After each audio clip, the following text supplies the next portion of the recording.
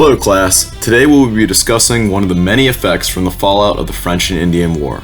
By the end of this video, I hope that you are able to analyze the effect of the French and Indian War on the rise of tensions between the colonists and the British, leading to an answer of the question of how did Pontiac's rebellion cause tensions to develop between the British and the colonies.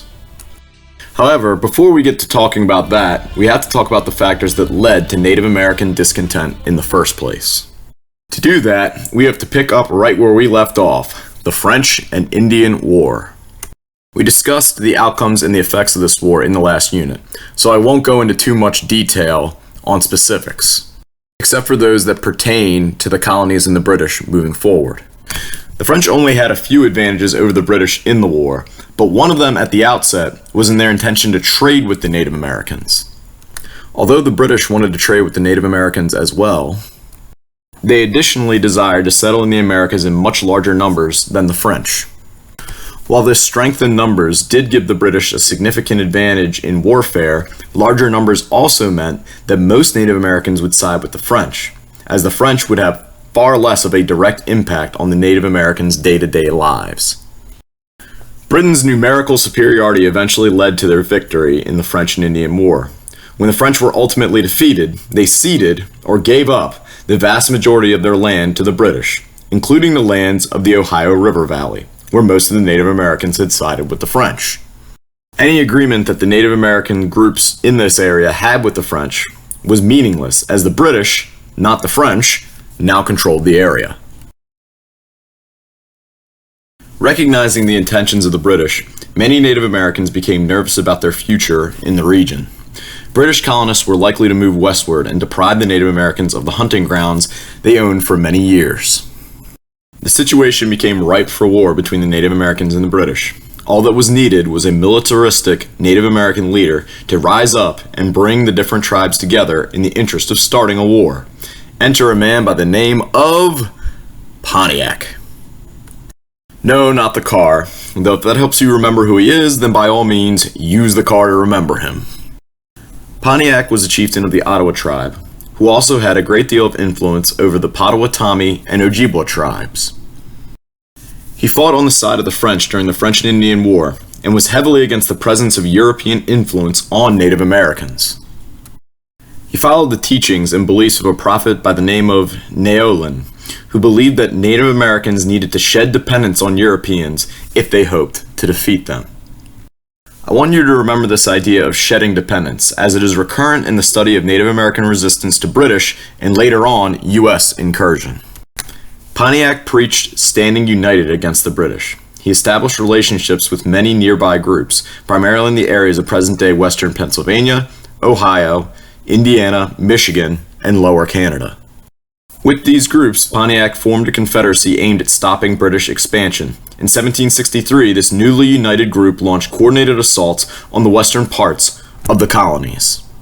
These assaults were relatively successful over the course of 1763, capturing all but 4 British forts on the western frontier of the British colonies. The British almost even lost Fort Detroit, as Pontiac won an impressive victory nearby, but failed to successfully besiege the fort. Pontiac's uprising sent shockwaves throughout the colonies, and the British began to debate on how to handle what had suddenly become a big issue. Though the British certainly believed they could have defeated the Native Americans, they preferred to handle Pontiac's rebellion in a more peaceful manner. This was because the British had just gotten out of the French and Indian War, and the government did not want to spend money that would be necessary to defeat Pontiac and his allies. To try to limit conflicts between the colonists and the Native Americans, King George III released his Royal Proclamation of 1763. This act limited colonial expansion to east of the Appalachian Mountains. Take note of this act as it becomes very important later on. Luckily for the British, many Native Americans wanted peace as well.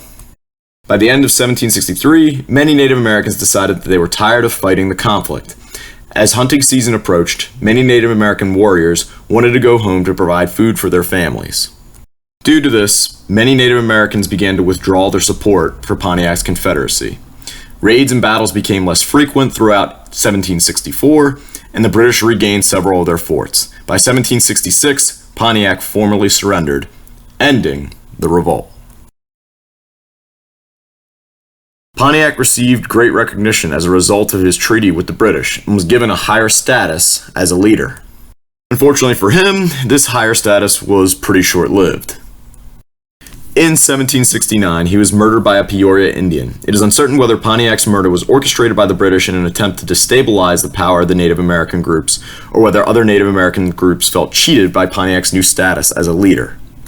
In his deal with the British, he might have gotten some land from other tribes, and I can't imagine they would have been pleased about that. Regardless, two things happened to the Native Americans after Pontiac's assassination. One was that intertribal warfare between Native American groups would be renewed. With the proclamation in place, there was not really a reason to unite against the British anymore, so long as the proclamation was respected, which is a matter we'll get into in a little bit. The second thing that the Native Americans learned was that when united, they could somewhat successfully defend themselves against European or American incursion. Pontiac would not be the last to preach Native American unity against expansion.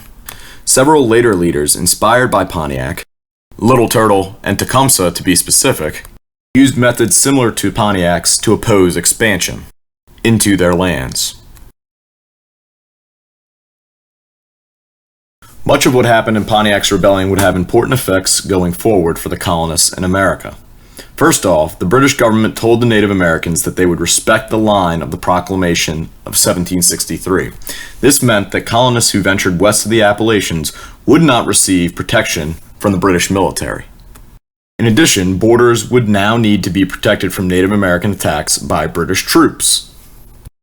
Consider who would be paying for these troops and how that would make the colonists feel. This was the first of many acts that would cause tension between Britain and its colonies. And so we come to the end of our video. While Pontiac's rebellion was initially an issue between the Native Americans and the British themselves, the revolt ultimately also had important effects on the future of the relationship between the colonists and the British. The Proclamation of 1763 was the first step on a long road to revolution. Tensions would only grow until finally, a shout would be heard around the world and a new nation would be born.